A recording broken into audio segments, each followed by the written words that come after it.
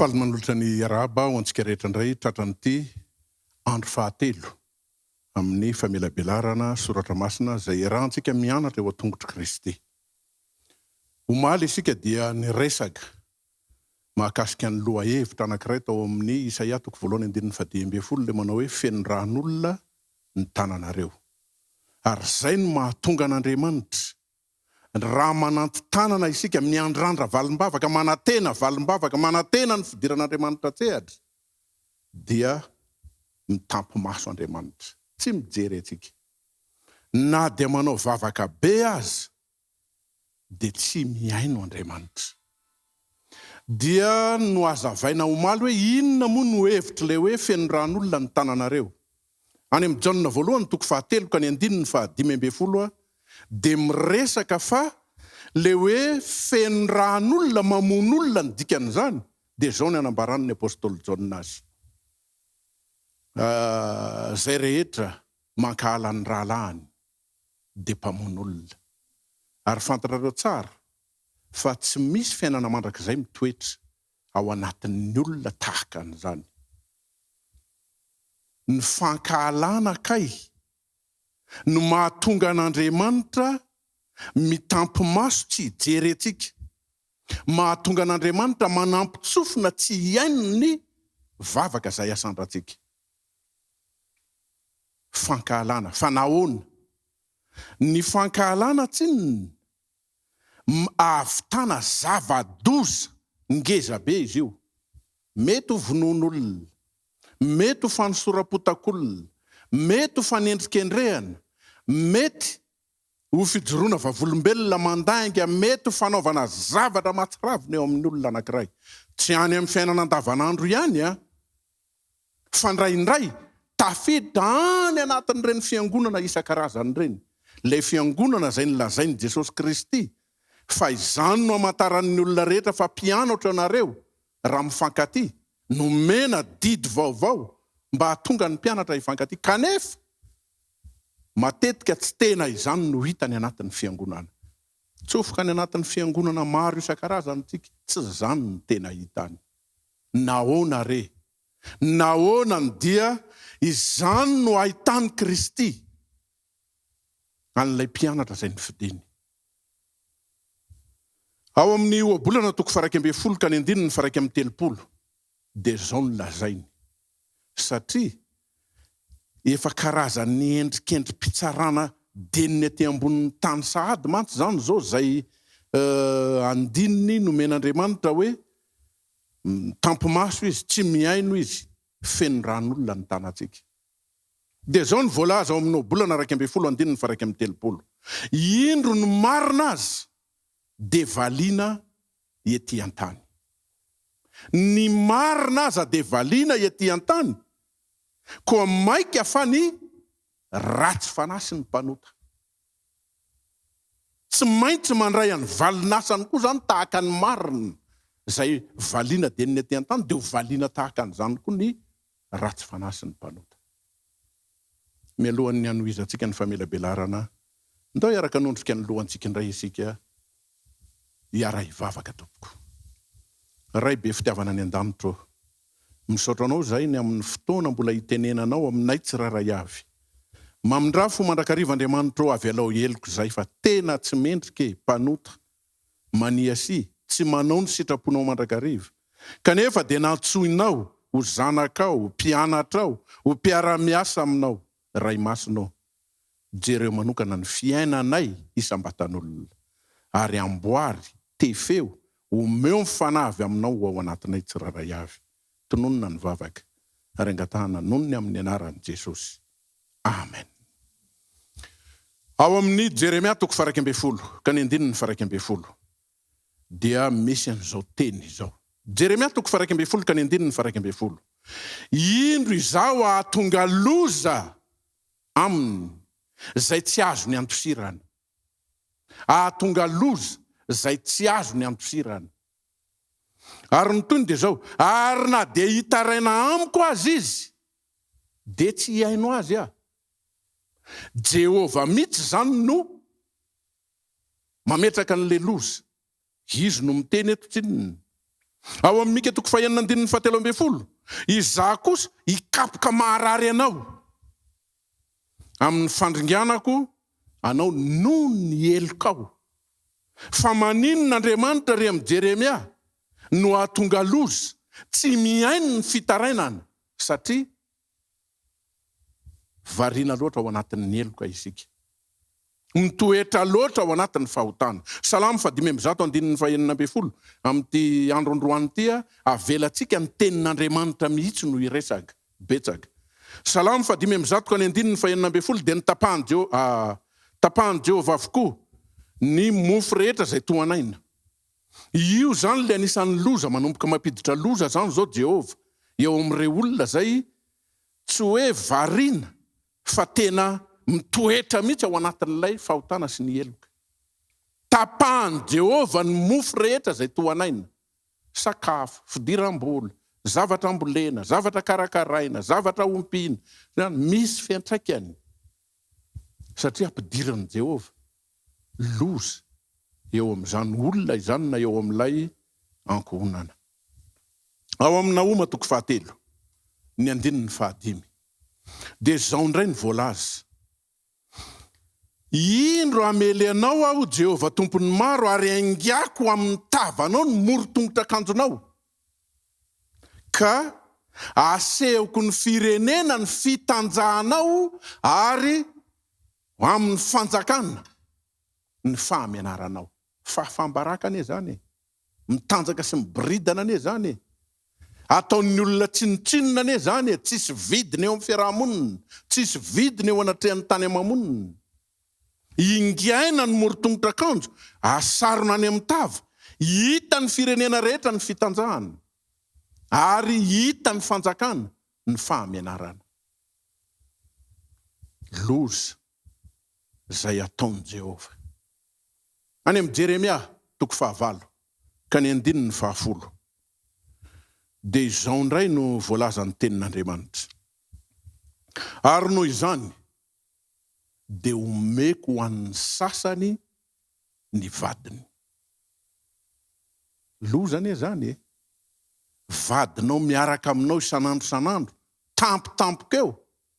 Mampiditra loza ao anatin'ny ankohonana, ao anatin'ny tokantrano. Tsy Andriamanitra ny manana fifalinany amin'izany fa ianao mihitsy no amboarina efa nianarantsika izay lesona izay. Hoe te hanadio anao Andriamanitra, te hanamboatra anao Andriamanitra, avelany ho lasa ny sasany ny vadinao.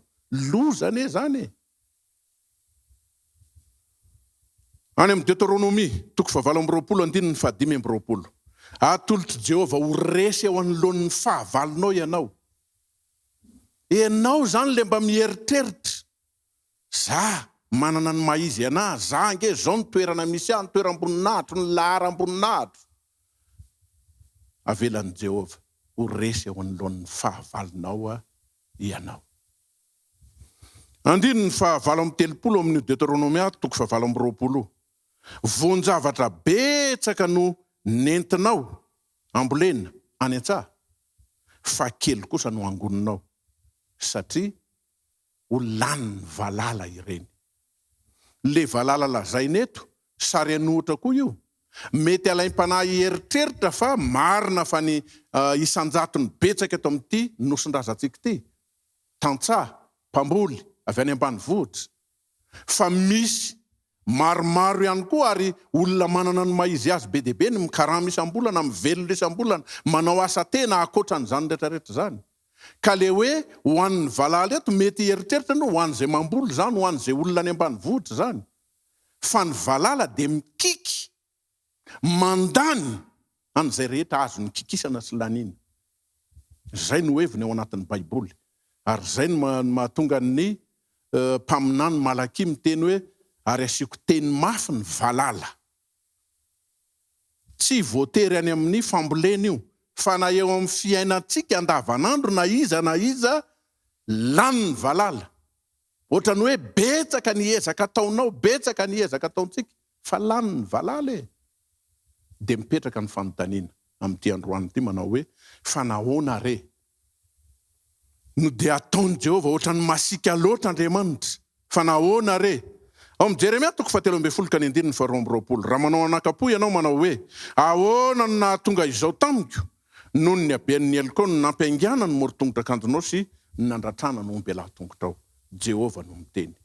Ary any amin'ny Salamo 2:1 ny andininy 10 noho ny fahaviniranao sy ny ahatezeranao faningainao kanefa natontonao avy eo. Rehefa misisikintsika ao anatin'ny fahotana ao anatin'ny eliko anao naovana zavatra anankiray ka misisika indray avelan'Andriamanitra anie ataovy ary dia ho hitanao. Dia ohatrany hoe mahomby, ohatrany hoe mety, dia ohatrany hoe tena sitrapon'Andriamanitra zany zavatra zany. Fa avy eo ataon'Andriamanitra iny atonton'Andriamanitra ary marary iny indraindray tsy zaka. Avelan'Andriamanitra hitranga dia avy eo atontony. Salamo 7:20 ka ny andininy 30 ka hatramin'ny 7:30 raha mahafoy ny lalako ny zanany ka tsy mandeha araky ny fitsipoko, raha ny teniko no ataony ho fahavetavetana ary ny didiko no tsy tandremany, dia ho valiko tsorakazo ny fahadisony ary kapoka ny elony. Jehova mihitsy zany zao no miditra an-tsehatra ary zany no lazainao amin'ny Salamo 7:20 ka ny andininy 7:20 manao hoe ary aoka mba ho fantany fa tananao aneny manao an'izany Jehova. Aoka ho fantany fa ianao Jehova no nanao an'izany. Raha mahatsapa an'izany ny olona anankiray fa mikapoka Andriamanitra, mamely amin'ny tsorakazo Jehova noho ny fanaovana tsinotsinona ny teniny, fantikana ny didiny ary tsy fanaovana ny sitrapony. Miova anie, voamboatra anie, voatefy anie, manatona an'Andriamanitra anie, riavana malala. Zany no mahatonga an'ilay teny mahazatra antsika ao anatin'ny Baiboly. Any amin'ny Isaia 7:10 ny andininy 1 sy ny 2 manao hoe endro ny tanan'i Jehova tsy fohy fa mahavonjy ary ny sofiny tsy lalidalovana fa mahare. Fa ny elokareo no hevitra mampisaraka anareo amin'Andriamanitrareo ary ny fahotanareo no mampiafina ny tavany aminareo ka dia tsy miaino Andriamanitra. Aoka hatsapa mihitsy fa ny tanan'i Jehova miditra an-tsehatra, tsy amin'ny lafiny tsara ihany, fa indraindray mety amin'ny endrika ratsy eo amin'ny fisehoantsika.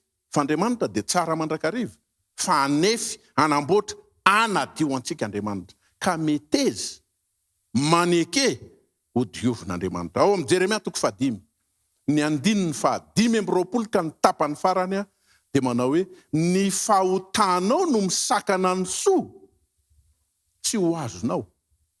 Mieritreritra ho any amin'ny fiainana mandrakizay, mba mivavaka ihany, mba miditra any am-piangonana ihany, mba mamaky ny Baiboly sy ny tenin'Andriamanitra ihany, kanefa voasakana ny soa tsy ho azo. Raha lasana bavy malala isany, riavako malala isany, andao amboarina manomboka hatreto ny fiainantsika. Ka ao amin'ny Ezekiel 9 ny andininy 9:20 dia mbola miteny indray na dia mitaraina mafy ataon-tsofiko azy izy, dia tsy haino azy aho Jehova.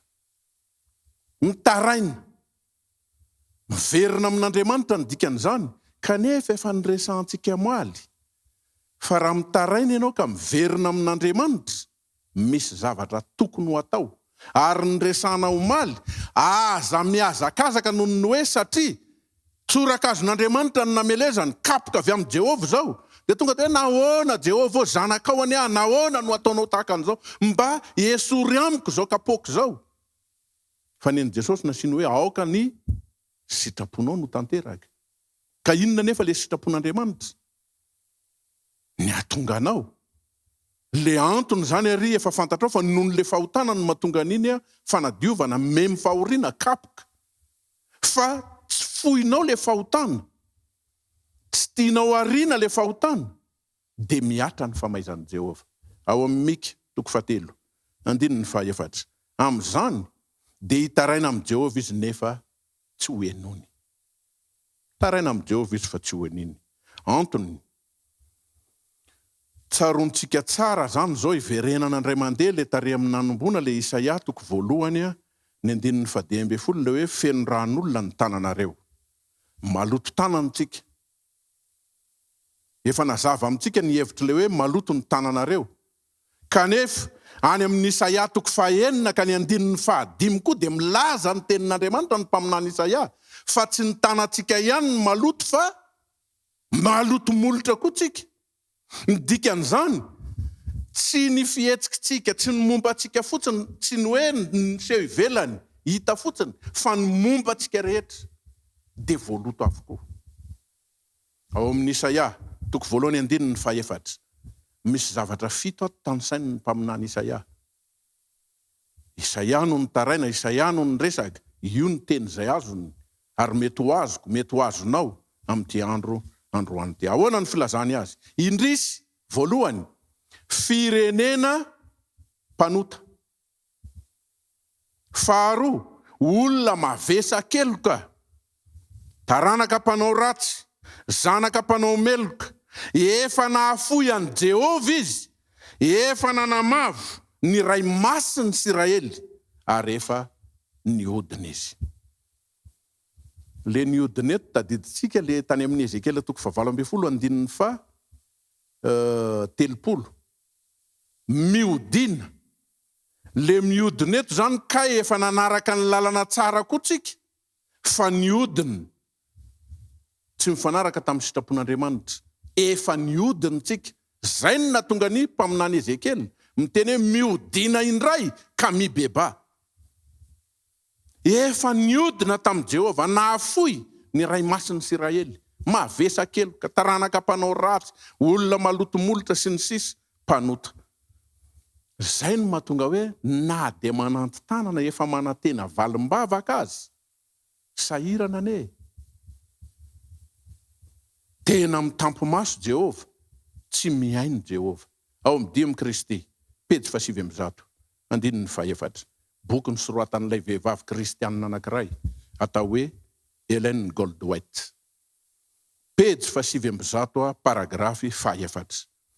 Raha mankasitraka ho tao am-pontsika isika ka mifikitra amin'ny fahotana fantatra, na inona isika, fahotana fantatra. Inona avy ny mety? Eo am-pitoerana eo am-piainonana zao, famelabelarana zao. Dia mety mieritreritra anao mba inona tokoa moa zany zao ny fahotana fantatro, kanefa mbola ataoko, mbola iainako, mbola ivelomako, mbola tsy foiko, fa te hirizina mandrakariva ao anatintsika. Dia tsy iaino antsika mihitsy ny tompo raha mbola mifikitra amin'ireny fahotana izay fantatra ireny isika na inona. Mazava ny tenin'ny mpanompo vavin'ny tompo. Fa ny fivavaky ny fotorotoro sy mangorakoraka dia ankasitrahana mandrakariva, dia ity no afatra omeny. Rehefa voahitsiny diso rehetra zay eo amintsika, diso rehetra zay fantatra, dia mahazo mino isika fa hovalian'Andriamanitra ny fitarainantsika. Ao amin'ny Salamo 190, andininy fa 7 ane, raha mankasitraka ho tao am-po koa, dia tsy mba hiaino mihitsy ny tompo. Ary io le niraisin'ny anabavy White, le mpanompo vavin'ny tompo. Raha mbola mankasitraka, mbola mifikitra ny amin'ny fahotana fantatra, na inona. Any amin'ny Diome Kristiany koa ny anabavy White fa tsy voatazontsika eto. Dia eo amin'ny fijerintsika, mitovy amin'ny fijerintsika ihany ny fijerin'Andriamanitra ozy izy indraindray.